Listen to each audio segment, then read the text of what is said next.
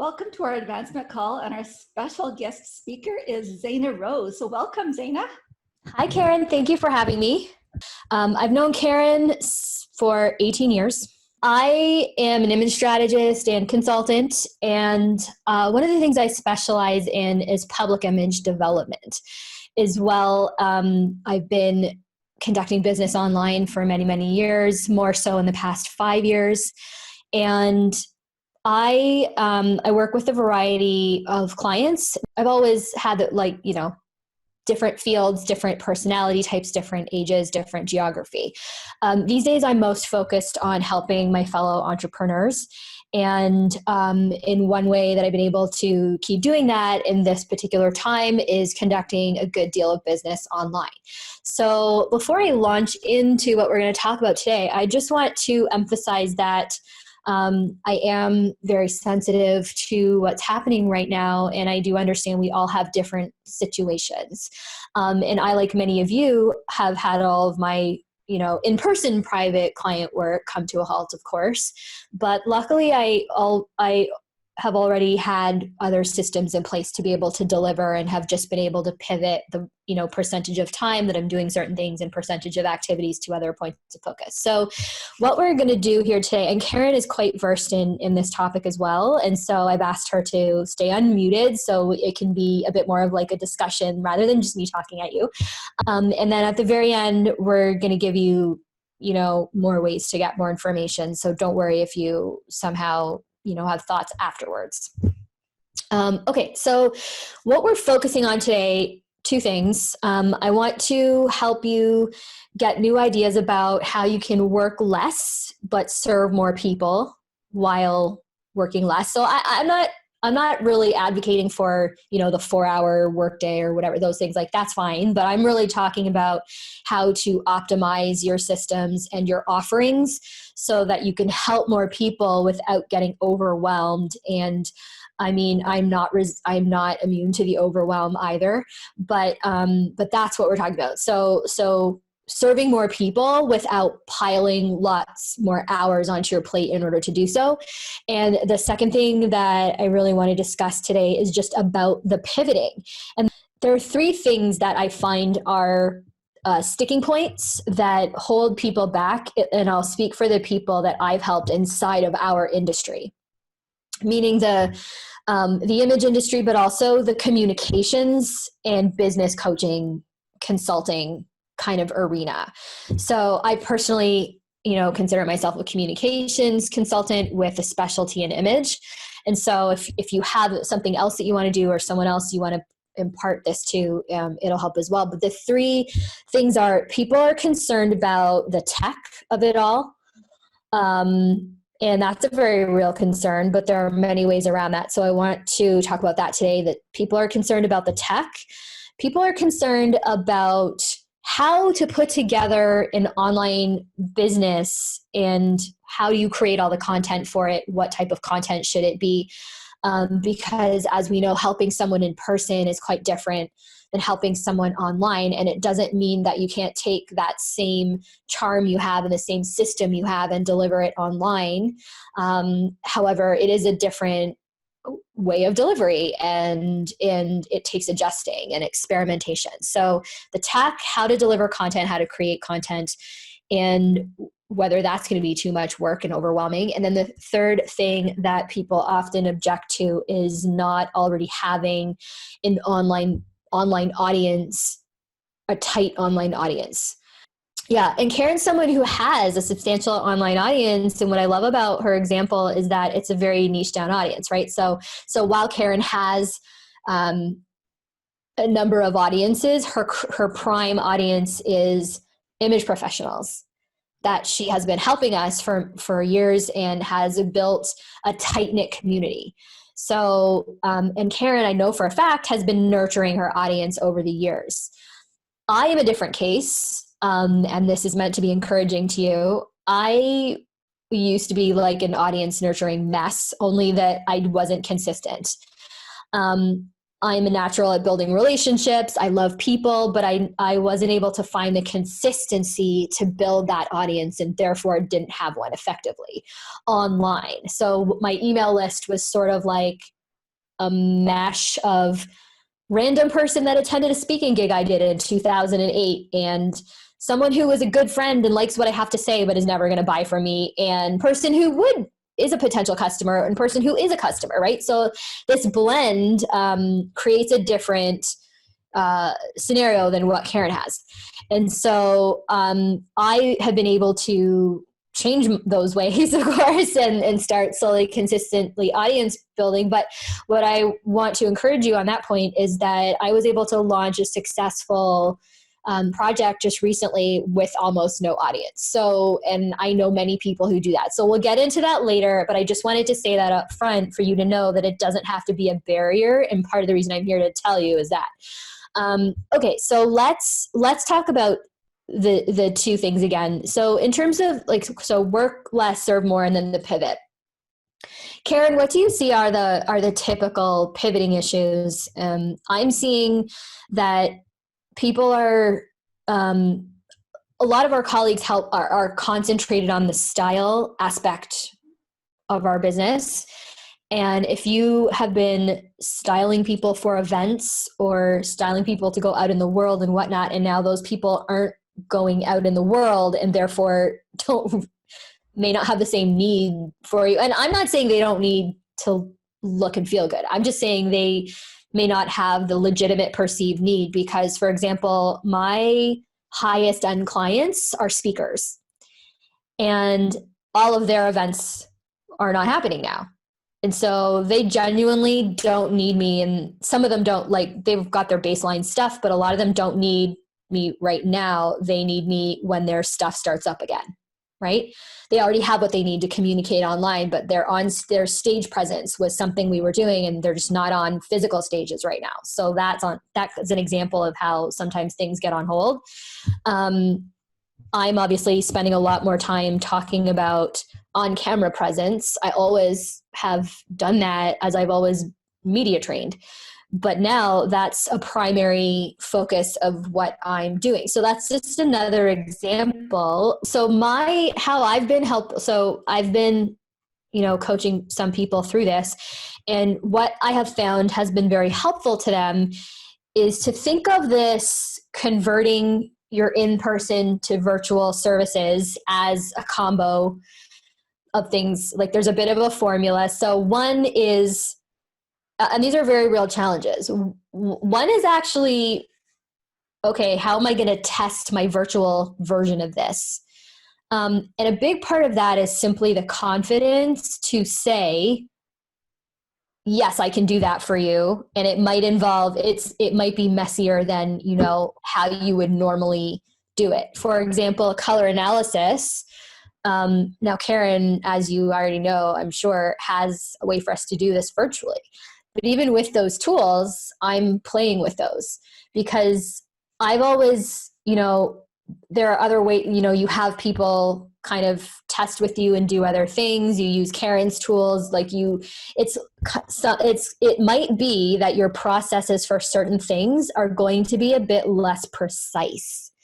So I think that's an important little mindset shift for us if we're struggling with how to exactly do it, because you're used to running things a very particular way maybe, and you know how to get results in person. And it feels naturally, it would feel a little bit concerning to you maybe about promising the same kinds of results and having to do these things online. So there's a period of testing things out and seeing how it goes. And that's been something I've been, testing out over the last couple of years, and different things work well for different groups and for different consultants.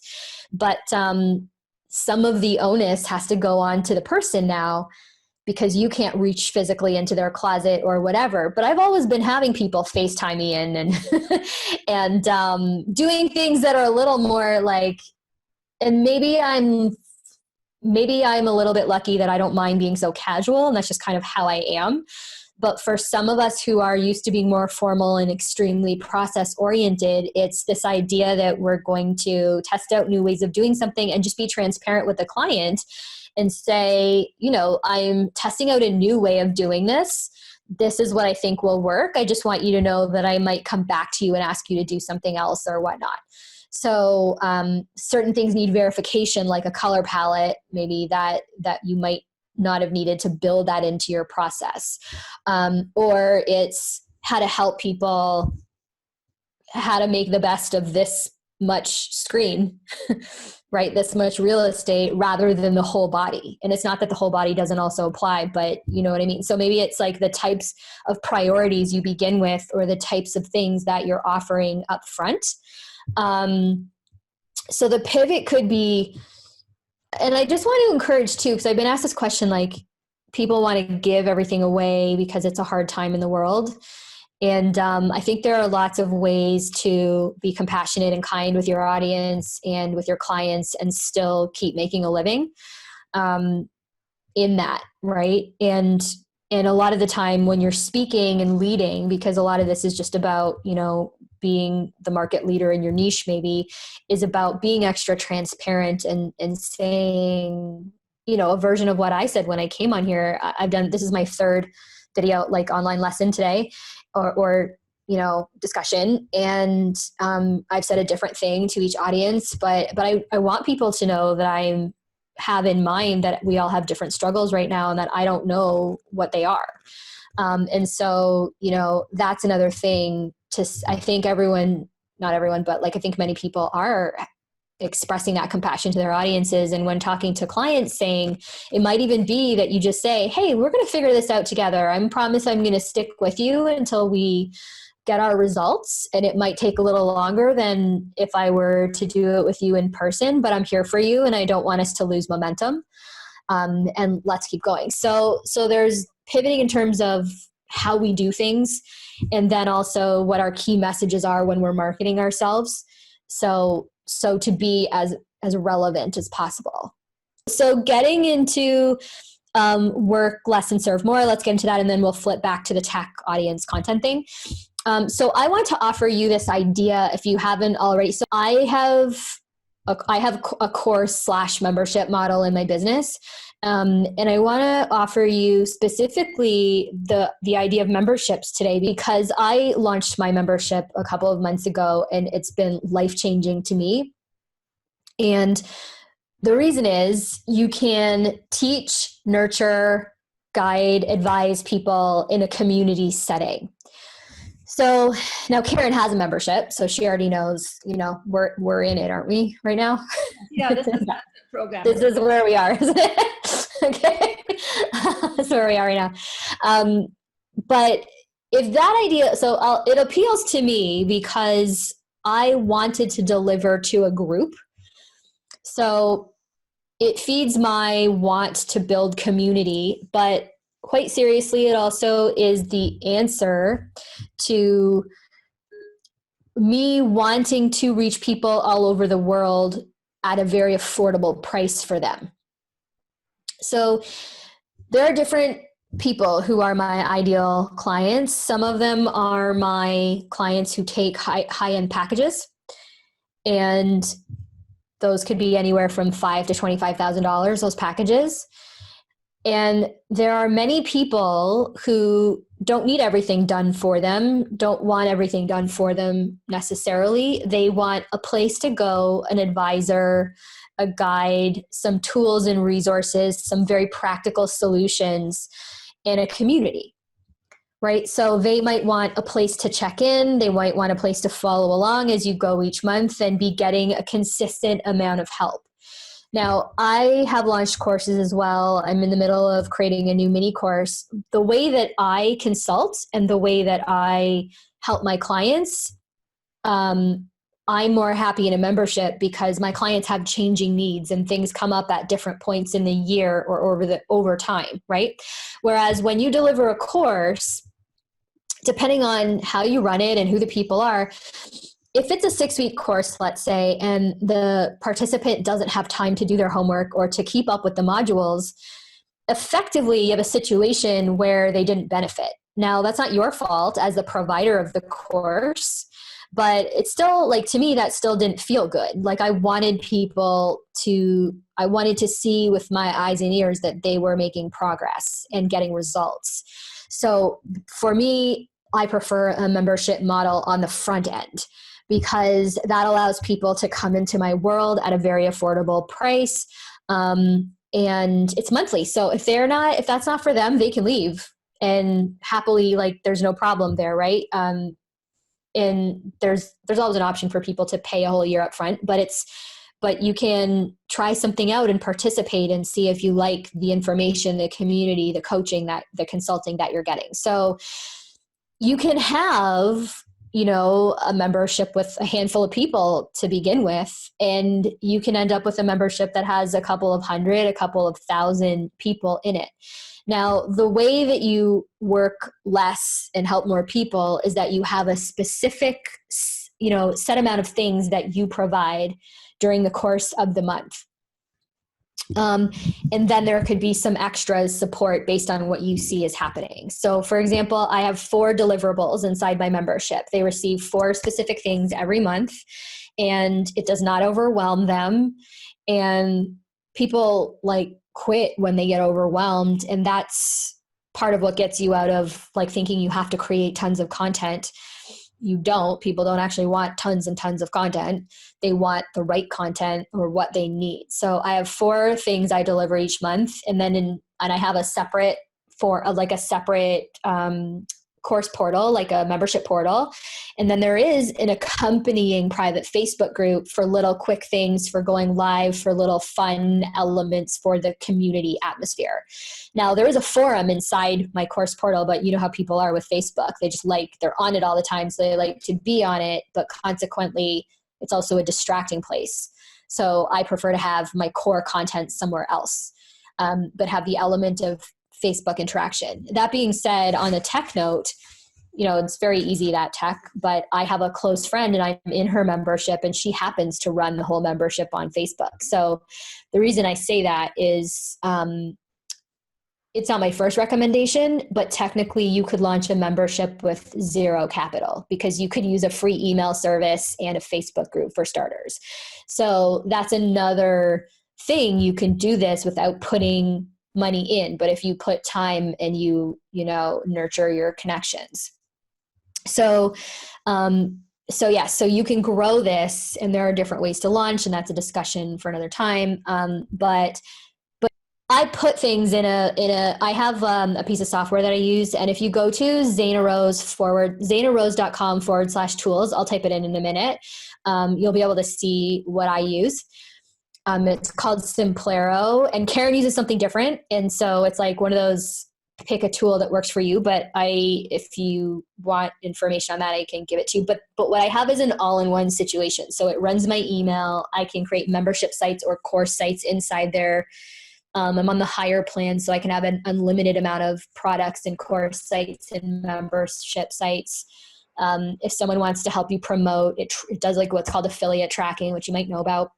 So for me, that particular piece of software does everything. That doesn't mean I don't also own other things depending on what I'm doing, but that one does technically do everything. So it's an all-in-one. So that's where I have things, and that's where my membership site lives. But it does really help to have everything in one place, because where tech gets difficult, and I've become quite tech savvy, I didn't start out that way, but where tech becomes difficult is the integration process of one piece of software to another. And there are all these like Band-Aid ways that you can stick things together and patch things together.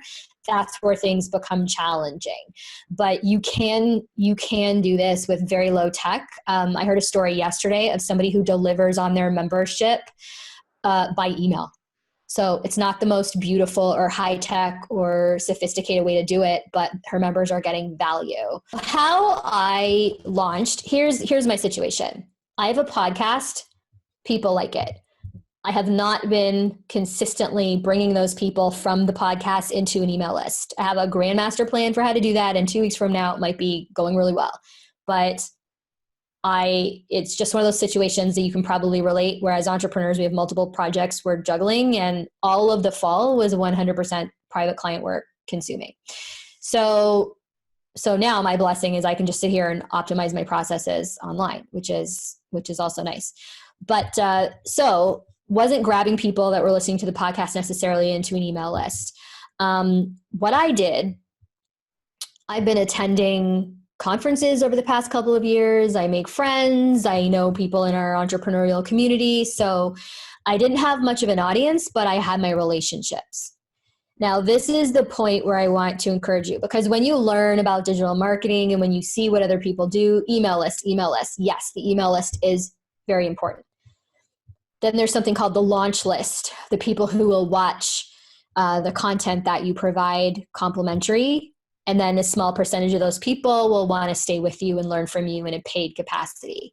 Now, when I was doing my free workshop in February, first of all, I was getting ready to launch my membership, and I'm know a lot of people who have memberships and people who had said to me, hey, when you launch yours, let me know. And they weren't promising to join it, but here's what I have: a reputation for being helpful and nice to people and fun and whatever. So whatever your personality is, people know you for that.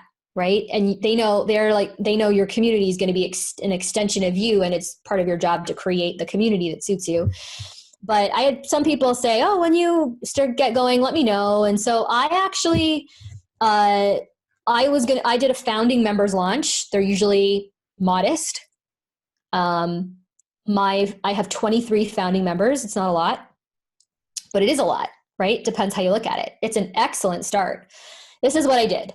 I took my phone and I made little 1 to 2 minute videos, and they were personal videos. And this is what I did. If I had, I didn't send one to Karen, but if I had, only because she's not, why would she doesn't need to be in that. she doesn't have a need for my membership. But if I were to, it was, hi, Karen, I hope you're doing well. I am about to begin my complimentary online workshop. It's going to be about this. I would love for you to check it out. Further down the road, I'm going to make an offer. I'm opening my community for the first time, my membership, and I would love to have you as a founding member if it was something that felt right to you. This is my vision for it. And so I gave a vision of what this thing was going to be. By the way, it hadn't been created yet. Right? I knew what I wanted to do, hadn't been created. So I gave a very personal, sincere invitation to people that I knew, and a bunch of those people signed up to watch my free workshop. And then a certain percentage of those people said, yeah, this was awesome. If this was like the free workshop, I can't wait to find out what else you're going to teach me to do. And they carried on with me. So I did that. I sent direct messages to people, inviting them myself. Now, these are the things that when you have thousands of people on an email list, you don't need to do and maybe don't have time to do. But when you're a small operation, doesn't matter how sophisticated or how much you know or whatever, but when the numbers aren't quite there, what you do, in my opinion, is you sit there and do personal reach out and you get yourself some people. So you want to be like a bit bold and inviting, but also know that you're going to deliver something to them. So does that make sense? So you don't, I tell you that because I didn't have many people on an email list. I think only 2 people came from my email list, but one of those people happened to be on there, but I had invited them anyway. Right. So you don't have to have an audience now. You can quickly drum up a small one. And what you want to focus on is obviously like delivering something of value, and it doesn't have to be in a high-tech way. I mean, does anybody watch the late night talk shows like I do? The playing field has been leveled because broadcasters are all broadcasting from their home. So you don't have to have a fancy setup, and you don't have to let that hold you back either, right? So we all know how to make ourselves look good. So that's half the battle. It's most of the battle. It's like, just need some decent light, and people are less fussy about what's in your background and what's going on. Now, Karen obviously happened to create some awesome backgrounds for us too, by the way, that we can be using if we don't love our backgrounds. But the playing field has been leveled. So the organic, more gritty approachable style of delivery is very much not only welcomed, but expected right now. So high production value, totally not necessary. Do it if you want. But that is a thing that holds people back, including me. Like I was like, nope, I delivered my workshop like this, what you're seeing right now. Even wore this shirt in one of the videos. Like that's just, I just sat here and I did it. And I know, and my plan was originally to do different backgrounds for different videos. Guess what? I just started running out of time. And so the most important thing was to deliver some quality information and advice, right? So that kind of momentum of just getting in it and just keep trying to move forward is another thing. But to me, going forward, I'm even putting my high-end clients in a membership format. So it gives you the ability to help and serve and deliver over time. And one of the most important things, our business is one of the trickier ones in which to make a ton of money, in my observation of what is, some people make lots, some people don't, and that's okay. That's with everything, but it is a harder, it seems to have its challenges. And so recurring revenue to me solves a lot of problems, right? So whether that is a few hundred a month or a few thousand or many thousands of dollars a month, which is where I will be at, most likely by the end of the year, projections are, right? Even a small membership gives you the taste and the foundation for recurring revenue. I actually have a couple of high-end clients on a membership of, I have two who are on a high-end membership. And that's nice too. Like that's a good amount of money too, right? And in the case of one client, I over-delivered all of the fall. I'm still getting paid, even though he doesn't need me to do anything for the next few months. I did a ridiculous amount of work between October and this end of December, but I'm still getting paid. You know what I mean? So that's what I have for you. And if you aren't already, advanced in online business, I'm going to be doing a super affordable workshop challenge for you that starts the week after next. So you can just get in touch with me if you want more information on that. It's just a token fee of $47 just to cover costs. Karen and I both really are asking ourselves and asking each other. We've had a couple of phone conversations like, what can we do to help and serve our people, meaning our image consultants and our association members and Karen's clients and that kind of thing, because it's, when you have some of the answers because you just were on that track anyway, like we were, the right thing, I think, and like what makes us feel good is to try to pass some of that information on to you guys and pass some of the tools and strategies that I know you already get from her onto that. So it's, yeah, if you don't already have an online business, I mean, I know the reasons are very, very obvious now of why to do so.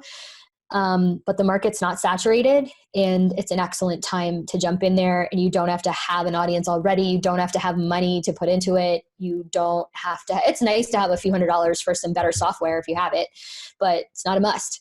And certainly you don't have to get overwhelmed thinking you're going to have to create all of this stuff for your people, because it can be a very simple step-by-step. And it's better to go step by step and create one thing, optimize that one thing, then move on to another thing. And I can certainly speak from the perspective that I made the mistake of trying to do too many things at a time with building my online business. And then I streamlined it. I do a video lesson that is pre-recorded. This one that I did is only 10 minutes long, short and sweet, but super informative. I give whatever templates and checklists my people need to make use of the lesson, like to put it into practice, put it into action. Then I provide an expert interview. Karen was my expert interview this month. Next month, I think I'm going to have a photographer. And the fourth thing is a Q&A. And I delivered a Q&A/coaching call this morning for about 40 minutes. And some members were able to join live. If people can't join live, they can send their questions in advance and they get answered and they get the recordings. So there's a lot of So those are the 4 things that I choose to give as deliverables. And then I have a whole set of like really fun branded like things that I do in addition to that. But those are the core, that's the core content. Cost of membership. So your cost of your membership can vary. And if it's a front end membership, it would be lower. If it's a back end membership, like the high end one I described, it might be thousands.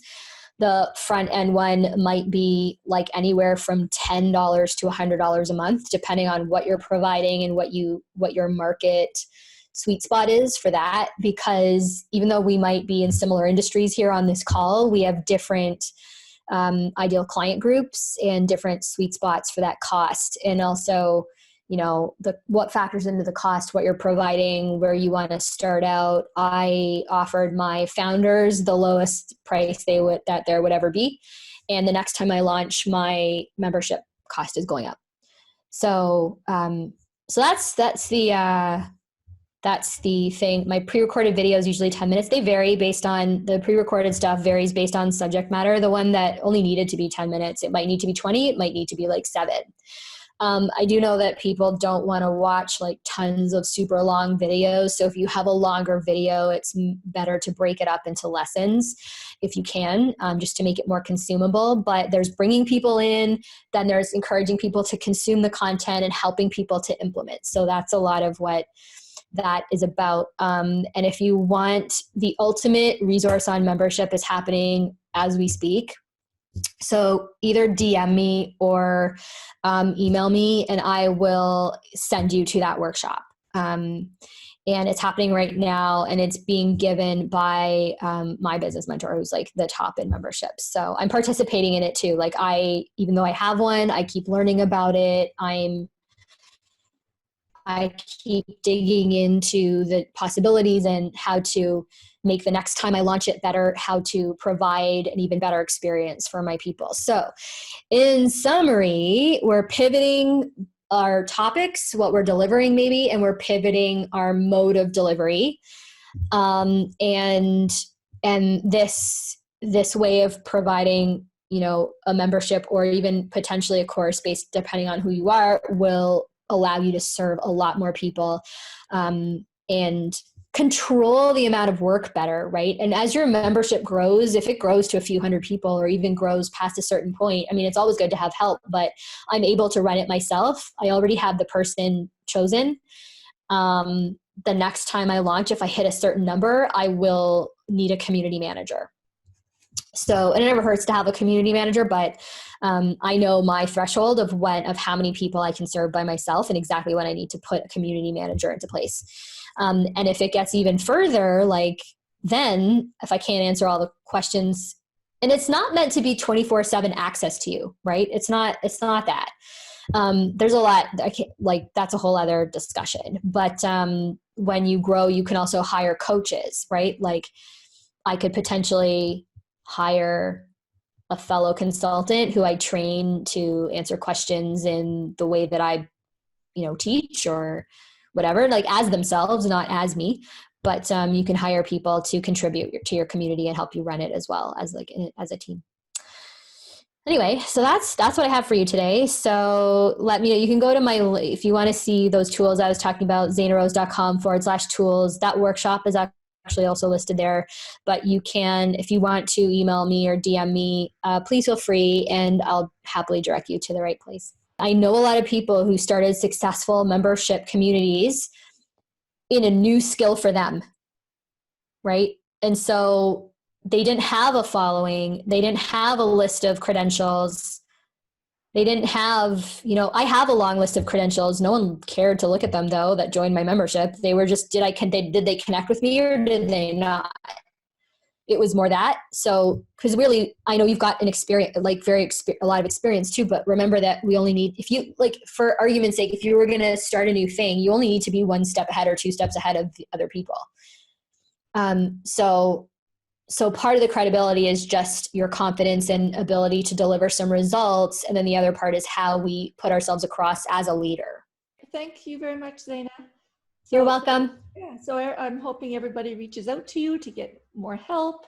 And that was awesome. Thank you so much. You're welcome. Okay.